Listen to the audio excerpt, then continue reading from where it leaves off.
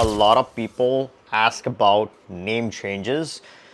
They want to change their name legally, but countries these days are making it extremely hard, right? So it is not easy, especially if you're doing a CBI process or CBI program. They are hell bent on verifying your name across multiple documents, and the country's rules make it almost impossible to change your name.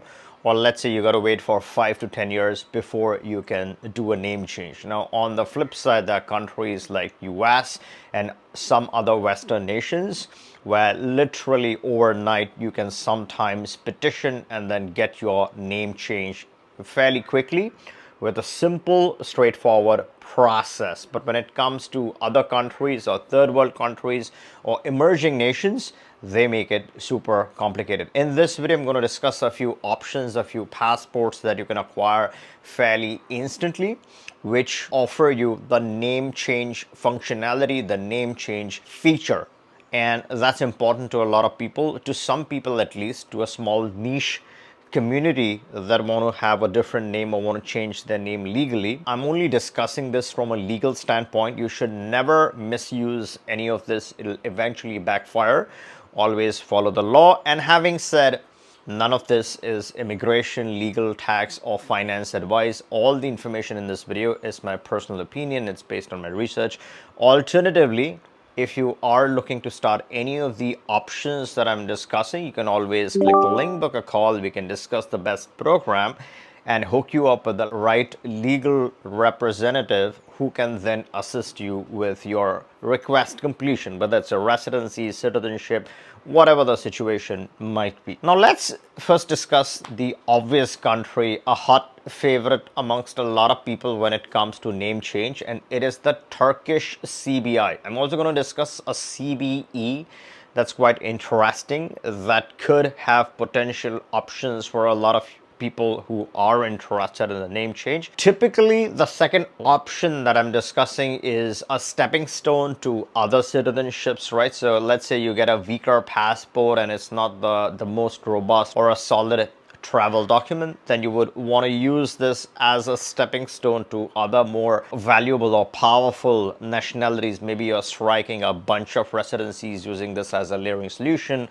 and later on you're acquiring natural citizenships, or you're doing a CBI program on top of a CBE program. So your CBE satisfies certain use cases, it checks a few boxes, and once you have acquired your objective, maybe then you want to consider a CBI program and then further solidify or add a second tier, second layer, second passport, or a third passport, I should say, in this situation, and then add obviously or shift your residencies from your lightweight tier to your heavyweight tier. And I'm going to get to that in the second half of that. I want to keep this more simple. I want to avoid any complicated scenarios. It does not apply to a lot of people. A lot of people looking for name change would be interested in, hey, what are my options? So let me start off with Turkey. Turkey is a straightforward process.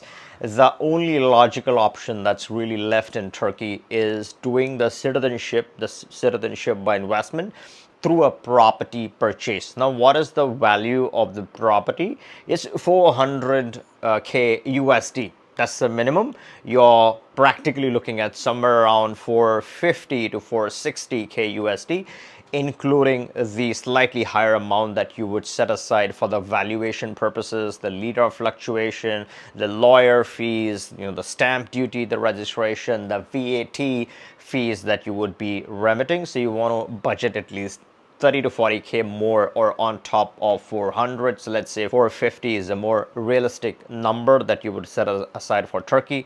Once you have the property in place, and this is your real estate, this is your property, so you can pick and choose. Once you acquire the property, you file for citizenship. There's an initial residency permit that you have to file. That's the change in the Turkish process, where you get the residency, you spend a day or two, provide your biometrics, apply for the Turkish nationality. Once you get your passport, you can use the Turkish script to enforce a name change. So the name is obviously going to read different to what your actual name is. It's a legal process which is perfectly fine with Turkey, that helps you accomplish the outcome that you desire. The big problem, the real problem, the practical problem. So I discussed the theoretical side of things, but there is a small practical problem with this theory. And my job really is to be as honest and as transparent as possible. A lot of marketers will sell you this option as a name change option, but nope, there's a small situation here.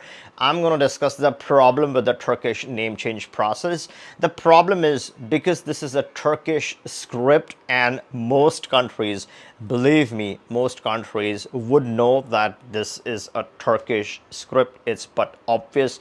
They're going to want to know, or they're going to further scrutinize, or there's good chances that they're going to scrutinize your real name or your name before you acquire this passport. So the first question could be, hey, did you purchase this through CBI? Because we all know that Turkey sells their passport. You don't look Turkish. Did you purchase this nationality? Looking at your face, your profile, your history, and the passport that you're carrying, that could be an obvious question. If the answer to that question is yes, then the second question is, hey, your name is in Turkish script. Have you used other names in the past?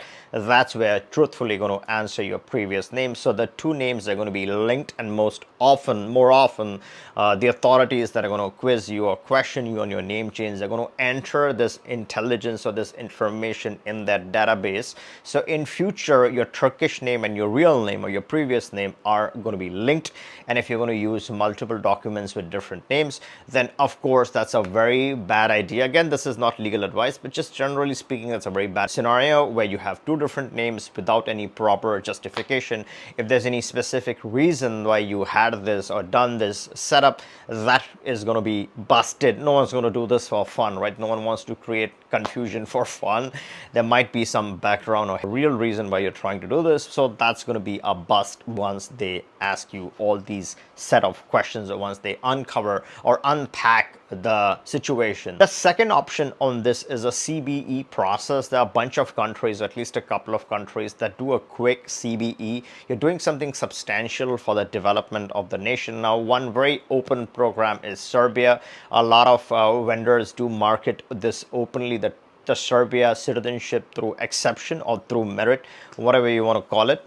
And there's a process that the name change with Serbia is not that straightforward. It's not that easy. It's a bit bureaucratic, but there are one or two other options where they give you an option to legally change your name. So yes, you can acquire a nationality, you can acquire a passport with your legally changed name. And a lot of these exceptional citizenships, you might have a cultural connection. So the merit might be a cultural merit. You have a cultural inclination. Let's say you're doing the donation for cultural purposes, and due to cultural reasons, let's say you legitimately want to change your name, so that country will give you that option. And when you're doing a citizenship by exception, you want to make sure you want two things in place. One is you want an interior verification or a certification of your nationality. You want to make sure the citizenship is legal, it's valid, it's certified from the interior ministry of the country or Ministry of Justice of the country. The second thing you want to make sure or ensure that you have in place is a certification or a verification or a justification from the foreign post. It could be an embassy, it could be a consular post that is authorizing or legalizing or verifying your citizenship credentials. So tomorrow, if someone questions the legitimacy of your exceptional nationality or your exceptional citizenship, you have the interior certification, you have the exterior certification. It's going to be extremely hard for anyone to question your right to citizenship. So let's say you have this name change process, and of course, yes, there are one or two countries, and we do work with citizenship by exception options or citizenship by merit options. You do this responsibly for legal situations, and maybe it's a stepping stone to do other CBI programs. There are a bunch of CBI programs that do accept this arrangement. It is perfectly legal, so they might not have a direct name change facility, but let's say you come from a cultural country like Turkey, or you come from a country that's offering you with an exceptional citizenship for cultural reasons, then you might have a valid justification to have your legal name change.